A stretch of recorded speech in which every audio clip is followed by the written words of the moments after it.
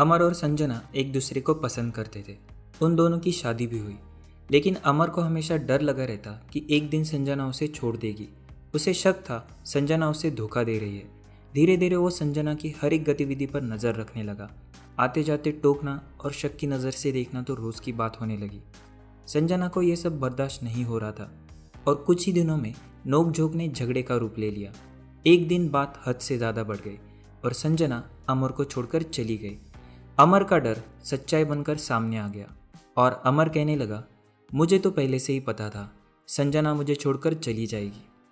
ऐसा ही कुछ रोहन के साथ हुआ।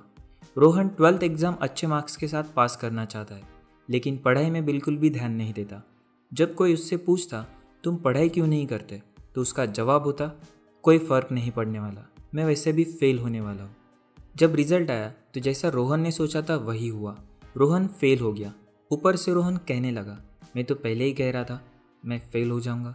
रोहन और अमर की कहानी में दोनों भी इस बात को समझ नहीं पा रहे थे कि उन्होंने खुद के लिए जो भविष्यवाणी की थी वही सच्चाई में लेकर वो आ रहे थे। रोहन पढ़ नहीं रहा था और अमर शक छोड़ने को तैयार नहीं था। अगर रोहन पढ़ाई किए बगैर ही बता दे कि वो फेल होने वाला है तो इसमें कोई आश्चर्य की बात नहीं कि वो फेल हो गया।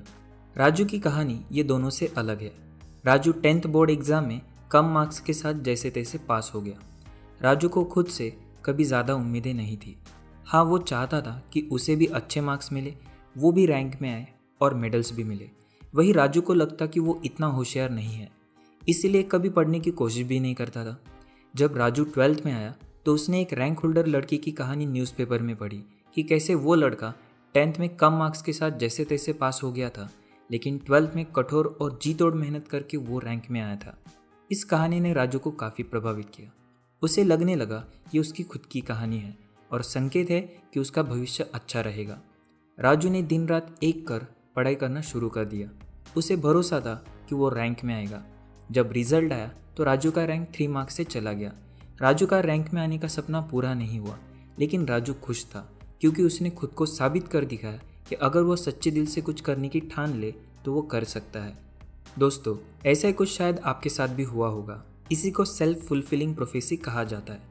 Self fulfilling prophecy is the socio psychological phenomena of someone predicting और expecting something, and these prediction or expectations coming true simply because the person believes it will and the person's resulting behaviors align to fulfill the belief।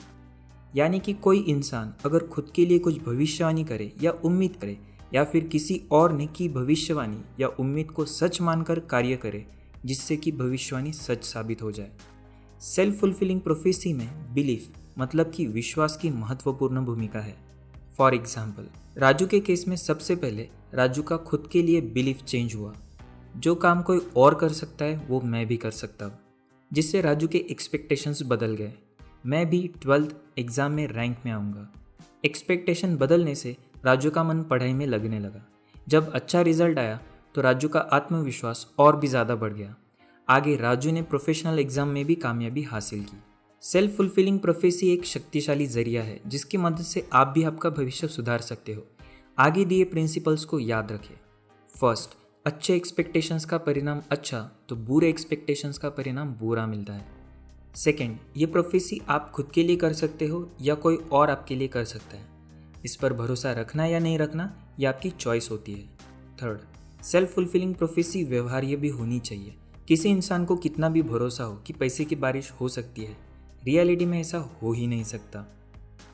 Fourth, self fulfilling prophecy हमेशा काम करेगी ऐसा सोचना ना समझी होगी, क्योंकि हम हमारी लाइफ को पूरी तरह से नियंत्रित नहीं कर सकते और जो हम कभी सपने में भी नहीं सोचते वो घट जाता है। इस पर मैंने गुड लक बैड लक नाम की एक सुंदर वीडियो बनाई है। डिस्क्रिप्शन में मैंने लिंक दी है, आप उसे ज़रूर देखें। Self doubt and self acceptance.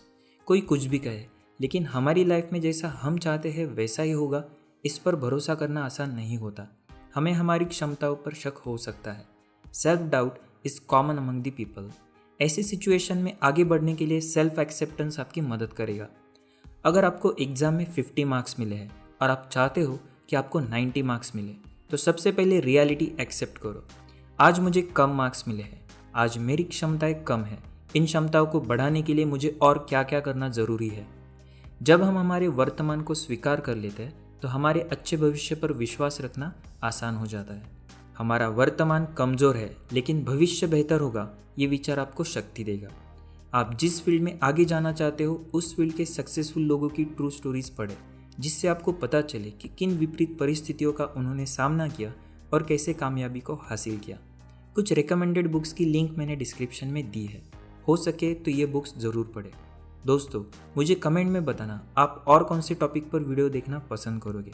अगर ये वीडियो पसंद आए तो लाइक ज़रूर करें, हमारे चैनल को सब्सक्राइब करके बेल आइकॉन प्रेस करें। Thank you.